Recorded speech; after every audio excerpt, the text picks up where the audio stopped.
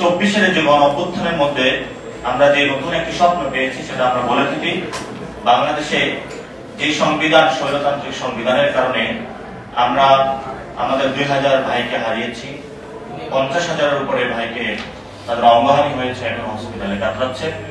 আমরা মনে করি বাংলাদেশের আগামীতে এই ধরনের কোন রক্তপাত আমরা চাই না, যে রক্তপাতের মধ্য দিয়ে কোন মায়ের বুক খালি হবে, কোন বোনকে আমরা হারাবো, কোন ভাইকে আবার আমরা হারাবো।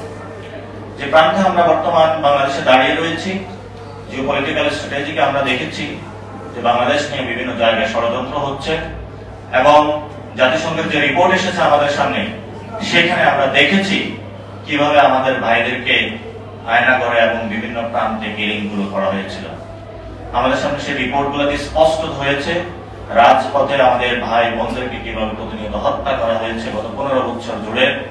আমরা সেই রিপোর্ট গুলোতে দেখেছি বিভিন্ন রাজনৈতিক দল, বিভিন্ন পক্ষ গোষ্ঠী যারা বাংলাদেশের জনগণের পক্ষে দাঁড়িয়েছিল তাদেরকে অগণতান্ত্রিক ভাবে নির্বিচারে রাজপথে হত্যা করা হয়েছিল। যমুনা ইলেকট্রনিক্স এর সুপার এক্সচেঞ্জ অফারে একের ভিতর 3 পুরনো বদলে নতুন নিন যমুনা ইলেকট্রনিক্স। কিন্তু আমরা এই রাজনৈতিক যে লড়াইটা মন্ডলটা রয়েছে, এই মন্ডলের বাহিরে যখন আমরা আমাদের সোসাইটির দিকে তাকাই, সেই সোসাইটিতে বর্তমান আমাদেরকে সেই ব্রিটিশরা যেভাবে হিন্দু মুসলমান দাঙ্গাবাদী আমাদের পৃথক করে রাখা হয়েছিল, বর্তমানে আমাদেরকে আজকাল এই সময়ের মধ্যে হেফাজত, জামায়াত, বিএনপি বিভিন্ন মতাদর্শ ভিত্তিক আমাদেরকে এই সমাজকে বিভাজিত করে রাখা বিভিন্ন জনকে ট্যাগিং দেওয়ার চেষ্টা চলছে।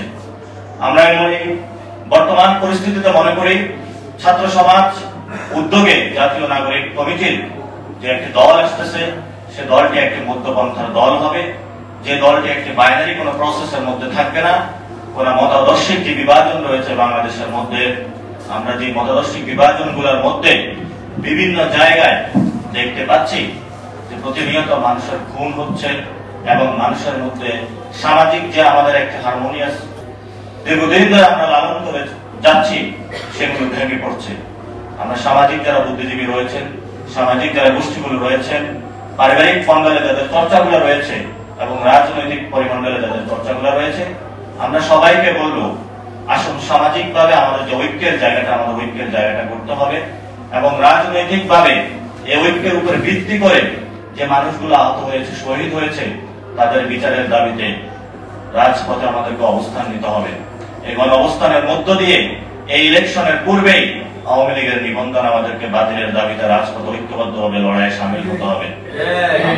আওয়ামী লীগকে এই নির্বাচনের আগেই তাদের যদি নিবন্ধন বাতিল করতে বাংলাদেশের মানুষ সচেষ্ট না হয়, তাহলে এই যে আমাদের আপকামিং যে নির্বাচন রয়েছে, জনগণের সামনে গভীর সংকট অপেক্ষা করছে। আমরা মনে করি বাংলাদেশকে একটি সিভিল ওয়ারের দিকে ঠেলে দেওয়া হবে।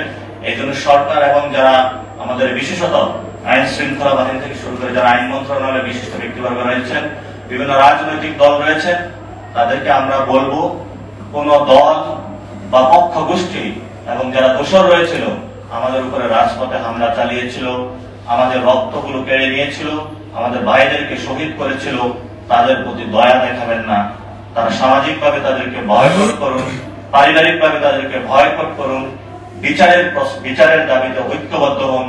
বাংলাদেশের আওয়ামী লীগের একমাত্র সমাধান হলো তাদের বিচার প্রক্রিয়ার মধ্যে যেতে হবে, এবং বিচার প্রক্রিয়ার মধ্যে দিয়ে গেলে যারা খুনের সাথে সম্পৃক্ত ছিল, ইতিমধ্যে আমাদের সামনে অনেকগুলো ইন্টারন্যাশনাল ফোরামের রিপোর্ট এসেছে, সেই রিপোর্টগুলো অনুযায়ী তাদেরকে দ্রুত বিচারের আওতায় আনতে হবে। এবং আওয়ামী লীগ যে ব্যানারটি রয়েছে খুনের দায়ে গণতান্ত্রিক প্রক্রিয়ায় তাদেরকে বাংলাদেশ সরকার যারা রয়েছেন তাদেরকে বলবো দ্রুত গতিতে তাদের নিবন্ধন বাতিল করুন। কারণ গণতান্ত্রিক প্রক্রিয়ার মধ্যে খুনি কোন ব্যানার যদি থাকে, তাহলে আমরা মনে করি খুনি হাসিনার বিচার এবং আওয়ামী লীগের ব্যানার, এই দুইটি যদি আগামী নির্বাচনে আমরা সুরাহা এবং সমাধান না করতে পারি, তাহলে আগামীর বাংলাদেশের যে মানুষগুলো শহীদ হয়ে আত্মত্যাগের মধ্য দিয়ে একটি গণতান্ত্রিক বাংলাদেশ চেয়েছিল, সেই গণতান্ত্রিক বাংলাদেশের ফেরার কোনো আমাদের পথ নেই।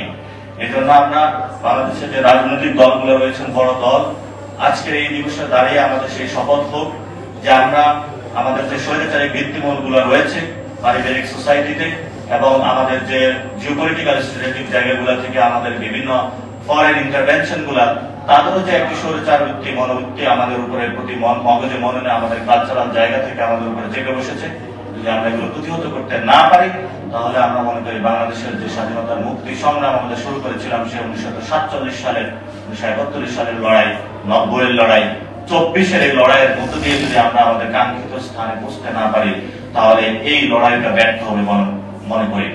এজন্য আমরা সকল রাজনৈতিক দল সরকার সবাইকে আহ্বান জানাবো, আগামীকালকে একটা প্রোগ্রাম রয়েছে, যে প্রোগ্রামের মধ্যে একটা ঐক্যমত কমিশন গঠন হয়েছে, যে ঐক্যমত কমিশন গঠনের মধ্য দিয়ে সংস্কারের যে প্রস্তাবনাগুলো আছে যেগুলো নিয়ে বিভিন্ন রাজনৈতিক দলের সাথে সরকার মত বিভিন্ন সময় করবে, আমরা সেই সবাই সকলকে আহ্বান জানাবো আজকে থেকেই যে আপনারা আমাদের সামনে যে সুযোগ এসেছে বর্তমান সময়ে সেই সুযোগটা জনগণের সামনে প্রতিশ্রুতিবদ্ধতার জায়গা থেকে কাজে লাগান এবং আওয়ামী লীগকে বিচারিক জায়গা নিয়ে আসুন এবং নির্বাচন পার্লামেন্টারি ইলেকশনে না গিয়ে একটি গণপরিষদ নির্বাচনের দিকে আমরা কিভাবে যেতে পারি সেই বিষয়ে বাংলাদেশের বিভিন্ন রাজনৈতিক মহলগুলোকে সক্রিয় আহ্বান জানাচ্ছি।